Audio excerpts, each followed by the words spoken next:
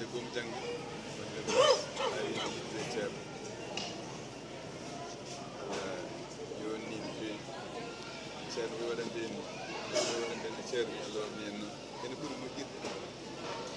ene ɓuuri yowdirde mi sikandi nen fof en kisiri ko timmini ko fof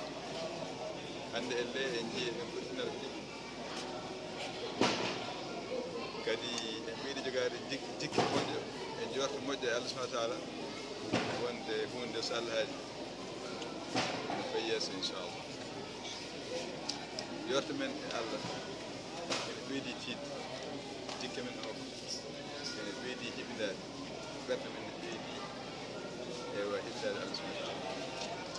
sabu eɗen nganndi hunde tatan ne yaadi e ɓernde ceerno ene yaadi e yidde ceerno inchallahu taala ne waɗi koye laawol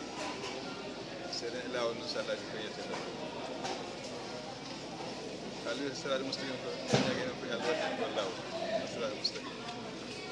eɗen nganndi so eɗen ɓerti sallaji enen e siraatal mustaqim nden noon eɗen jogii hayalɗo moƴƴi no feewi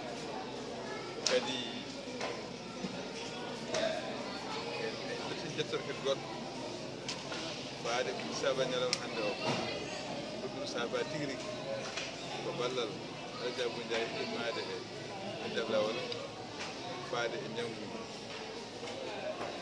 ndeɗe ɓaɗe ɓoyi ko waɗa kono heɓan tabitineede ndeɗe fof tabitineede e dow ngal ɗo ballal nden noon so tawii jibini oɗo ñalawma alaa sago ciftoren sababu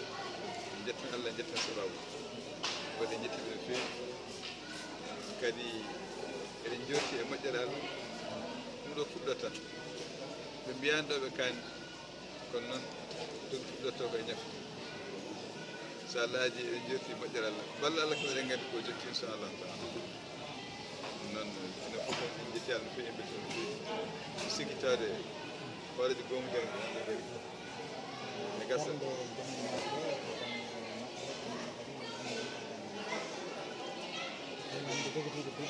a jarama goɗɗum wecce ɗum ko